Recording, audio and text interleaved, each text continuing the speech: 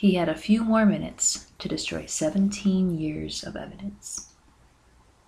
Still in pajamas, Harry Gold raced around his cluttered bedroom, pulling out desk drawers, tossing boxes out of the closet, and yanking books from the shelves. He was horrified.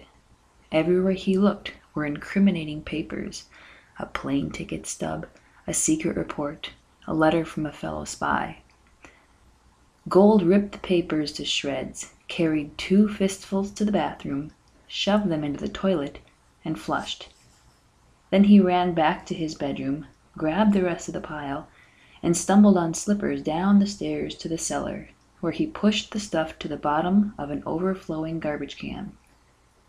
The doorbell rang. Gold walked to the door.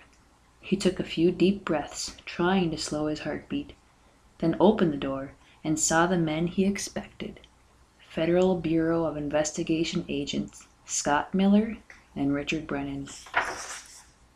They'd been questioning Gold for days, showing him pictures of known spies, demanding information about his connection to these people. Gold had admitted nothing, insisting he was what he'd appeared to be, a simple, hard-working chemist who lived with his father and brother and had never been far from his Philadelphia home. Unconvinced, the FBI agents had come to search his house. Gold led the way to his room. Agent Miller sat down at Gold's desk and started opening drawers, sifting through paper piles. Brennan went to work on the sagging bookshelves, packed tight with math and science volumes and stacks of paperback novels. Brennan flipped through a paperback, stopping to inspect something stamped on the inside cover, the name of a department store in Rochester, New York. "What's this?" he asked Gold, holding up the open book. "Oh, I don't know," Gold said. "Must have picked it up on a used book counter somewhere. Lord knows where." Then, from a desk drawer, Miller pulled a train schedule for the Washington, Philadelphia, New York, Boston passenger line. Another clue that Gold wasn't the homebody he'd described. "What's this, Harry?" Miller asked. "Oh, goodness knows," Gold said, shrugging. "I probably picked it up when I went to New York." "This is bad," he said to himself. "Bad, but not terrible." Then came the body blow. Gold watched Brennan slide a thick, tattered copy of Principles of Chemical Engineering from the shelf. Nausea swelled Gold's throat as he saw a light brown, folded street map drop to the floor. To Gold, the map seemed to scream its title in the silent room: New Mexico, Land of Enchantment. "Oh, God," he thought.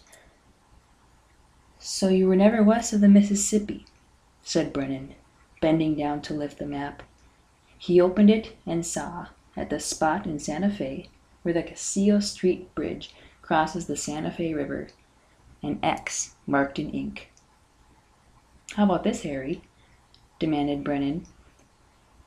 Miller spun from the desk, stood, and watched Gold.